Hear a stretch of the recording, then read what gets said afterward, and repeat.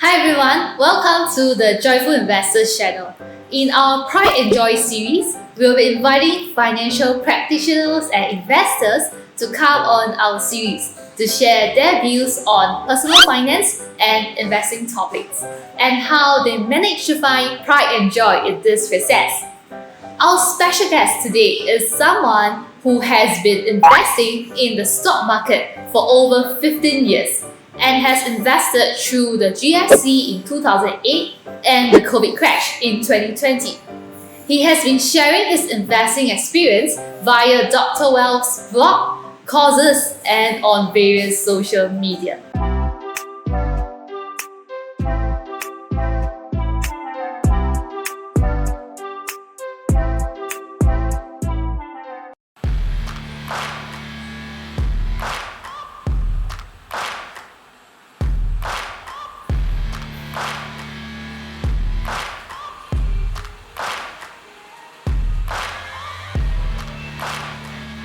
Hi Hazel, good to see you. Hello, welcome. Hey, have a seat. And we have Alvin from Dr. Well today. Welcome, Alvin. Hello, thanks for having me. Alright, so to get started on our conversation today, I've prepared a this or that segment. Okay. So what's going to happen is that I'll ask you a couple of questions. Right, then in each question, you will have two choices to choose from. Okay. And what you have to do is to make your choice as fast as possible. Okay. I don't need to explain the choice, right? If I ask you. Okay, let's. Come, shoot. Okay, first one. Capital gains or dividends? Capital gains. Okay. Stocks or crypto? Stocks. Okay. Be poor and work at a job you love, or be rich and work at a job you hate? Wow, this is tough one. Second one. It's better to be Oh, be rich and work at a job you hate. What's Yeah. your rationale? Huh? Because it's worse to be poor. It's worse to be poor. Also, Yeah, you can it's worse to endure be poor. even if it's a job that you don't like. I think generally people do that as well. Okay, I see. Okay, can. Next, never be able to use social media platforms again, or never be able to watch Netflix again. As in, which one would I prefer? Okay, Not to between be the able two to lah. use. Not to be able to use Netflix probably. I can live Okay. without it. Oh, but social media cannot. Yeah, relatively lah. I see. I think if it's me, I'll also choose that. Okay, we save $1 million now, or 20 million 20 years later. Get the money now lah. 20 years later, I'll be very old already. So, Okay. but if you ask me when I'm like maybe in the teens, then You my will choose answer, 20 years. yeah, I'll choose 20 That years. makes sense, right? Okay, spend $100 on someone's present and he spends only $10 on you. Or you spend $10 on him and he spends $100 on you. The first one, I prefer to give more. Okay, wow. Because it's a sign that I'm able to give more, right? Compared to others, right? So I'm in a better position. Okay, good one. Okay, US or China? What is this about? Is it political or what? Anything. So you think, yeah, so it depends on what you're thinking. I see. Probably Anything. China. For China, so you're thinking in terms of tourism, or you're thinking in terms of investment, or in terms of tourism as well, right? Because my kids are very young, so cannot go very far. China is definitely nearer. Oh, okay. Then what about China or Singapore? Singapore. Okay. Alright, so that was just a lightning round to get Okay. started on our conversation today. Interesting. Right. So, Alvin, can Yeah. you share with us more about your investing styles, your investing preferences? How would you describe yourself as an investor? Of course, an investor, what I realize is that we keep learning, right? And then the styles change and things like this. So I think one of the more important kind of discovery that I made over the years is more like, I used to think that everyone have a style that stick to. Oh, you're a growth investor, you're a dividend investor, you are some trader, right? Yeah. So usually people subscribe to a school of thought. Yeah. But over time I realized that instead of looking at the person, we should look at the stock. Because Okay. a stock may be a growth stock, can be a dividend stock, can be a value Yes. stock, right? So it depends on what kind of analysis is good for that stock. And that means that the person must have an arsenal of strategy, right? In order for you to discover more opportunities in the market. Right? I Yes. think it's not wrong to just stick to one style, but it will be a lot better if you have a few styles in your arsenal that you can use it at the appropriate juncture. Right? So for example, like the current market, a lot of the sectors are not doing well in general. Like yes, probably right. only commodities is doing well. And commodities, you can't really use a growth strategy or how to say a buy and hold kind of approach, right? Because Yeah. commodities have cycle, it goes up and Yes, down. right. Now is the up cycle, you buy, you hold for another 10 years, you might be at the bottom Yes. already, right? So, which means if you're only no growth investing, you're going to get stuck. Right? You're going to not able to find any opportunity at this point in time. Right. And if you're a value guy, the company have run a lot. So Yeah. they're all overvalued. Then again, your hands are tied. But if let's say you know momentum strategy, then that's a different story because now is a very good time for the momentum strategy to be done on commodities. So generally, I think that how I evolved was that I started to have more strategies. I would say the three main ones would be value, growth, and momentum. And that will give me more opportunity at any one point in time in the market. So I relate it to like Bruce Lee kind of philosophy. I don't know whether you're familiar with that. In the past, they always have different school of thought, all the different kind of kung fu style. Yeah. But Bruce Lee believed that there is the best way is not about sticking to one style, but is to learn a few styles and customize to something that's your own. Right? And at the right context, based on your competitors, how they fight, you can adjust. And that's what he mean by be water, right? Yes. Like water. Right, So you just be formless and you can fit into any kind of context. So I do think that markets nowadays are very have a lot more investment options. The kinds of stocks that we're looking at is a lot wider. And that means that the styles have to expand, cannot just stick to one. So Right. that is how I evolve. I see. Yeah. So for yourself, because you have three main styles, right? So do you keep separate portfolios for each? I don't. I just lump them everything together. Oh, okay. Yeah, just that the proportion may be different at different point in time. Right? Like for okay. example, now momentum will take a bigger chunk, slightly bigger because of the opportunities there. Right. So it depends on So it the depends on markets. the market. Yeah. And then we react accordingly. Yes. Right, Alvin, so one of the investing approaches that you adopt is factor investing. Could you share with us more on what factor investing is all about? I would say that it's not really an approach. It's more like it's the foundation layer. Just like I talk about value, growth, momentum, right? Yes, So all these are yeah. actually factors. So there's a value factor. There's I don't call it growth factor. It's more like a profitability factor, and then there's this momentum factor. So the factors itself is like a way to identify what kind of strategy will deliver higher returns in the long run. So it actually came from academia.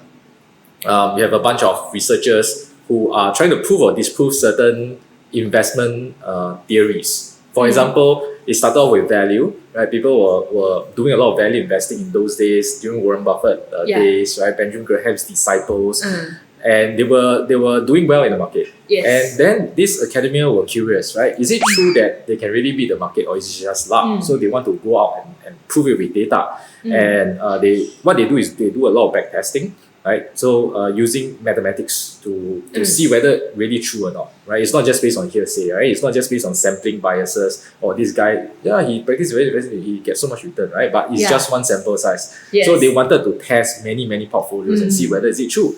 So that is what factors is about. Is empirical research. It's a lot of data that's involved. So they take data not just from the US but from all over the world. And all these data set are very high grade ones. Usually they do it using the CRISPR, I think CSRP or something like that. It's belong to the Chicago University, right? So they build up this database. They remove a lot of those data biases, look for biases, all these. It's even higher quality than Bloomberg. So that's what and it's very expensive. So usually we won't get access to it. So we just read their papers and then we just adopt what they have. And so for example, value, what they try to test was a price to book ratio, for example. I just want to explain a bit more. Yes, so okay. Lower price to book ratio means cheap, right? So they need something to define what value is, because it cannot be subjective. I think this stock is undervalued. Yeah. I think, right? So they need to have something very concrete. So they use price to book ratio as a definition of undervaluedness of the stock. And it is apt because in those days, price to book ratio is one of the favorite ones among the value investors. So they just tested. They found they calculate the price to book ratio for all the stocks in the universe, and then they rank them from the most expensive to cheapest, Okay. right? And then they split them into 10 equal groups. Okay, so for example, group 1 might be the stock that are the most expensive, and then group 10 are the cheapest, increasing cheapness. So that's what they do. And then they test forward and see what's the portfolio returns. And then they found that it is indeed true the cheapest group get the highest return. And then the most expensive group was delivering the lowest return going forward a long period of time. So that's how they prove, using data to prove that, oh, actually price book ratio work, right? The cheaper you buy, the higher returns you get. Then when you think back, it's like, duh, why do you need academic research to do it, right? But you know, a lot of us, when we talk about investing, is just based on certain narrative, certain perception, right? If you don't really test it, you can't really prove that it works. It's just hearsay. And I think a lot of investment methodologies nowadays is very subjective. A lot of sampling biases, right? Or because he bought this and made a lot of money, so it works, right? But it may not be repeatable, right? But so that's why factors is good in the sense that it's taking a lot more data to come in and see that whether is it due to sampling biases or not. Right? In this case, it's not. Because they tested many different market, different portfolios, it all work out that if you buy cheaper, your returns will go up. So it becomes a very reliable indicator. So that's where I use it as a starting point to guide me like what actually works. So that I don't need to reinvent the wheel. So value works, high gross profitability works, high momentum works. And then I build the strategy around these factors. Right? So be it value, growth, or momentum. Right, so in formulating the combination of factors to use, right, there are testing being done and assumptions formed. So how often should investors actually review if the assumptions still hold? For example, the correlation or the way that the factors interact with one another. So factors are generally persistent throughout history. So which means that they don't actually change. If something doesn't last that long, then in the first place, it won't be a factor already. So they have very strict definition in that sense. Which means that when we base our strategy on all these factors, there isn't any necessary changes. Like for example, we need to change this metric entirely or things like that. There shouldn't be a need for it. Okay? Maybe some of the peripheral ones, because you may not just use one metric, right? So you may overlay more metrics. Okay? Maybe the secondary ones you may want to change, but the primary metric that's based on how the factors testing are being done, it should not be changed over time. That said, factors have a very peculiar thing is that there is no one factor that will outperform every year. So for example, we know that in the past few years, growth has been doing very well, but value has been very bad. Right? But now the tide has turned, value has come back, especially in 2021, while growth has underperformed. So the thing is this, that's why I believe in having multiple styles again, because there's no one factor that outperforms every year, and beforehand you won't even know which one is going to outperform next, right? So the best way is to have a combination of those factors into one portfolio. So at any one time, at least you have one factor that's outperforming. Then your portfolio would be returns will be smoother. Right? If you only do one style and then that factor is not performing, it's very easy for an investor to give up because I think I should switch. So what I realize is a lot of investors, they do this strategy hopping. They always chase after the most effective or the highest performing strategy, right? Like for example, past few years of growth, people are value is dead. Let's go growth. Then after that, tank 50%, 70%. It's very painful. Right? And when they hop strategy, usually it's because the strategy has done very well. And when the strategy has done very well, it means that it's at a high already. And the rotation might happen. So a lot of people get caught like this. So they end up buying high, selling low. High selling low. And they keep switching the strategy here and there. So for factors to work, you have to let time do its work, right? Which means that some years, yes, you will underperform, but some years you will outperform. You just don't know when. It is fine to stick with one factor, but just understand that there will be periods of underperformance. It's easy to say, but as I said, because people tend to be more short-term focused, they will always measure a performance of a strategy in the next few months. Right. Probably not even a year. Right? So they say, it's not working. Give up, change. Let's move on. Okay. So I think that patience is lacking. So they need to understand that factors don't move all the time. There will be periods of underperformance. So these are even for countries as well, right? Sometimes in the past 10 years, US are very good. But actually between 2000 and 2008, US is one of the worst market. They can even lose money holding for that amount of time. So the market is just too dynamic. Right. So patience is required and factors takes time to work. Right, so factor investing looks to be an approach that relies heavily on statistical testing, right? But are there any areas of factor investing that you think can still prove to be challenging for investors to stay the course? Everything is challenging. Factors, it sounds like logical, right? But humans are not logical. It's not 100% logic, right? We are very emotional kind of creatures, which means that quantitative strategies are usually very hard for people to follow 100%. Example, let's say you do a value screen, right? You pick out, okay, these are the top 50 cheapest stocks. Okay? And then the natural tendency of the person is to look through the list, okay? To find something that's familiar, right? Because that's like the, I don't know, availability bias or what. You try to find something familiar.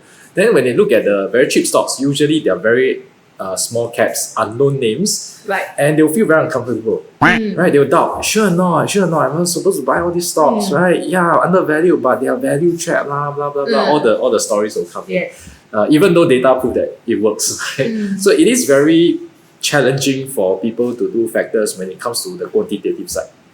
Most people can't follow. There was actually a study done by Joel Greenblatt. He's a hedge fund manager. He came out with the magic formula. Yeah, he wrote it in a book, which is having two criteria. One is to do a valuation, the other one is to find the quality of the stock. So you combine these two together. And basically, what you're trying to do is to buy high quality stocks at cheap prices, which is very intuitive, right? So he used the data. And what he did was that he offered it to the clients, right? And there were two options. So you can one group, you can just strictly follow what the formula say. Just buy, right? Don't think so much. We will buy it for you. Then the other group is like, I'll give you the list. You decide which one you want to buy. Okay? So he actually measured the performance between these two groups. And what he found was that the group that just blindly buy the stocks, right, that came up with a formula did better than those that try to nitpick along the list. So that shows you that the challenge is when we try to add in our own kind of interpretation, unfortunately, all the biases creep in. And that caused the investment performance to falter. So I would say that one of the biggest challenge to factors is people just can't follow it. Right, exactly. So psychology is usually the biggest challenge for investors. Like what you have mentioned previously, right, on being too fixated on the whatever is outperforming, right? And then, but the thing is, investors have to understand that any methodology will have its periods of underperformance, right? Yeah. So investing is really not an easy feat. It requires us to put in the time and the effort to do good learning, right? And along the way in the process, we are bound to also encounter stumbling blocks, make mistakes, right? So Alvin, based on your investing experience, is there something that you regretted doing in your investing journey? It could be an experience or a mistake that you made that made you thought that, wow, I really don't want to make this mistake again. Anything like this? So I've made many mistakes, but I'll just share one that I remember the most, which was many years ago. I can't remember which year it was. I was doing some option selling, and I was looking at the natural gas contracts, and that period of time, US was having a polar vortex. That means it was much, much colder than what it used to be, and naturally the usage of natural gas will shoot up. And my position got caught. So what happened was that I was in a big loss. Okay? But instead of cutting the loss, I went to double down. And that happens probably a few times. Right? You just keep going up, I just keep selling down. Shorting the natural gas market by selling the options, the call options, because they were very lucrative. The premium was very high, right, as the price goes up. And I believe that natural gas price cannot keep going up because eventually the winter will end. If the winter don't end, then it doesn't matter for the rest of the world anyway. Right? So that was what I think it is. But then, John Maynard Keynes had this saying that the market can continue to be irrational longer than you can stay solvent. And that was exactly what happened to me. Right? So I got a margin call, and then they asked me, to top up, otherwise it'll close my position. Then I say that okay, I decided not to throw good money after bad already. So I said okay, just close everything, and then I tally the loss was more than 100,000 Sing, right, just on that one trade itself. So from then on, I realized that I was just taking very blind risks, and I never want to put myself in that kind of position again, and that's why I never do any naked option selling anymore since then. So I think mistakes are bound to be made, but more importantly is how we learn from it. Yes. Right? I am not saying that definitely never again to sell options, right? It is more of that risk taking that behavior that I have, right, in this kind of scenario. So it can happen in even other scenarios. So I need to be mindful about that. And how I sometimes overcome this is that I will always check with somebody else. Right, before I want to take a big position, I will check my thesis with somebody else to see what are some of the problems. Right? I mean, if it's small position, it's fine. But if there are position that I want to make a big one, I will want to check rather than just whack. Right, that kind of very reckless behavior. So that's how I learned from those mistakes. Right, thanks for sharing that. Okay, so the most important thing over the course of investing is really to make use of each and every of the mistakes, right, and turn them into learning lessons. Right, because for some of the mistakes, we actually pay a heavy price for it. Yep. So essentially, we are like paying for a lesson in the financial markets. Yep. So don't let that go to waste. Yes. Right. But having said that, right, that should also not become an excuse for investors to try to find a lazy way out in the financial markets. Right. There are some investors who think that okay, I don't have time to do the research to learn investing, so I will just rely on my friends, my family members, and see what they invest, and I do the same because I trust them, right? Or there's also another group of investors who would basically follow what online content creator says. Like, they say buy this stock, I buy.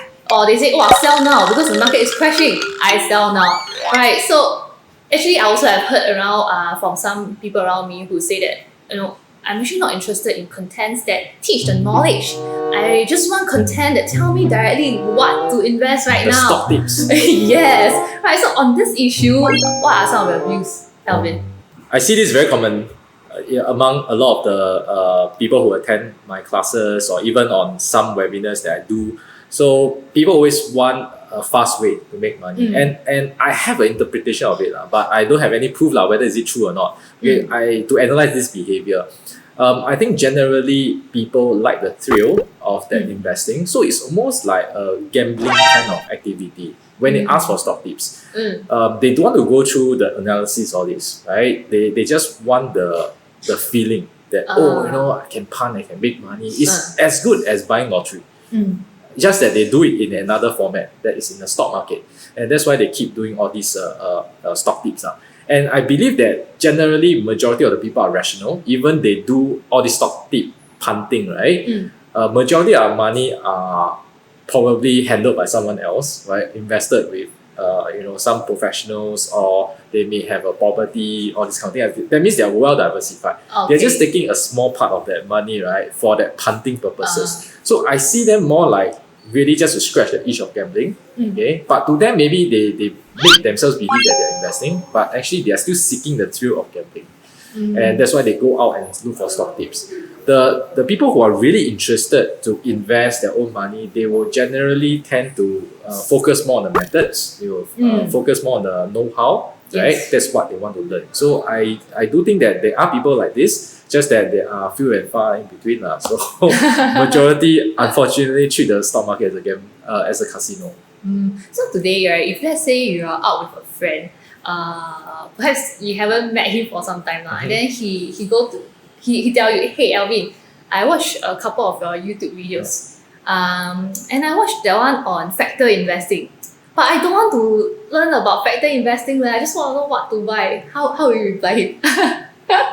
I will always not give stock tips. In a lot of the things that I do, I won't want to couch myself as like the pundit that throws out stock tips here and there, because I know that people don't know how to manage a portfolio or manage their investments, and it may not even be up to the expectation how the stock will move. So I think there's just too many variabilities that will cause the person to lose money rather than make money in terms of all these stock tips. Because Right. sometimes maybe the horizon is different, right? Correct. When I talk about stock, maybe it's a 5-year horizon, but to the person it's 3 months horizon. Then Mm. within 3 months the stock doesn't move, right? So Yeah. then it doesn't work. Yeah. Right? So I think there's That's a right. lot of this kind of mismatch of Expectations. expectation, experience, and also the suitability in the portfolio. So I always don't want to give that. But if you press me for it, right, I just say buy ETF. That's the best stock tip, right? It's well diversified, etc. Yeah, Right. so that's how I approach it. Right. Having said that, I do understand why some investors may have that kind of mindset. It's probably because some of them are too overwhelmed with work. Right. After all, we only have 24 hours a day, and 1/3 of the time is really taken up for sleep. Right. And at work, you spend at least 8 hours. Right. But most often it's more than that. So they are left with very little time to actually do other things. Right. So perhaps the bigger problem is actually time management, which is a skill in life that we all need to learn to master. Right. So Alvin, as an entrepreneur, you definitely have your fair share of your workload to handle. Right. So how do you actually juggle with your work, investments, and spending some leisure time with your family and kids? Right. Perhaps you could share with us some tips for those who are struggling to even get started to find time to start investing. I think at the end of the day, it just boils down to interest. If you are interested in something, you'll find time to do it. So I would say that people who find that, oh, I have no time to invest, I have no time to look at all this analysis, right? Generally, it's because the interest is not there. So I would say that if the interest is not there, one will still have to invest, and that's why what you can do is that you can choose a strategy. If you still want that control, you can choose a strategy like just buying index ETF. It makes it easier. You don't need to think so much about it. You can do a monthly cost averaging kind of method, and then you can spend your time to do what you want to do, right? Or even pass your money to somebody to manage it for you. Right? So I do think that this interest or passion is very important. And for me, is that because I love the markets, and yes, it takes time. It takes a lot of time to analyze the companies, to look at the market, to follow up with the developments. But to me, it's not really work because I enjoy doing it. Okay. It's almost like my hobby, right? And the lucky thing is that my business is also involved in this same genre, which is doing all this education about the markets. So for me, it's complementary, right? Whatever I do, my free time to analyze all this can be used in my business itself. So I would say that I'm lucky in that sense that there's a lot of complementary things that I'm doing right now. As with my time with family and all this, right? I would say that it's a little bit unbalanced, right? So there are people who say that okay, you should have work-life balance, but because to me work is like life, life is like work, so I don't really segregate that way. And with COVID happening, right, you end up working at home most of the time. It's even harder to segregate because in the past, I go to office, then time's up, I need to pick up my kids. I will just drop by at work and then I just go. And then I go back home, right? Then it's like there is a segregation. But now it's very difficult. So I would say that I end up spending more time looking at the markets, working, than spending with the kids. So, but I think that is how it is, right? Because if you're interested in something, naturally you will spend more time in it. So I have no solution. It has to be, it boils down to the person's interest level. Okay. Alright, so before we end off today's conversation, what is one advice that you would like to give to our audience on how we can continue to stay joyful in this investing journey? I would say don't compare performances. In life, we like to compare with others, right? Our friends, our family. Oh, you changed a new car, you bought a bigger house. Same thing with investment. A lot of people like to compare, right? Wow, the performance better, all this. But all this comparison just make you very upset about it, or frustrated with your own progress sometimes, because there will always be someone with returns higher than you. Yeah, right. That's the fact of life, right? It's very hard to become the top. Even Warren Buffett don't beat everybody every year, right? And he doesn't beat himself up for it. Okay? So that victimization or that kind of comparison just make one person very unhappy about it. I remember I ran a half marathon, and then I remember a quote from that was to run your own race. So I think investment is something like that. Your portfolio is your own, right? And you make certain decisions and you just live with it. Okay, there's no need to be envious of other people.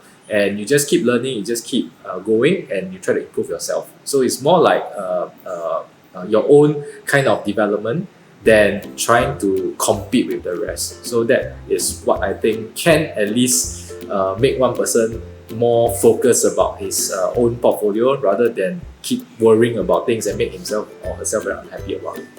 Right. Thank you for that. I really like that slogan, run your own race, Yeah. right? The message is very on point. Right. Thank you, Alvin, for taking the time to come on our Pride and Joy series. Thank Thanks you. for having me.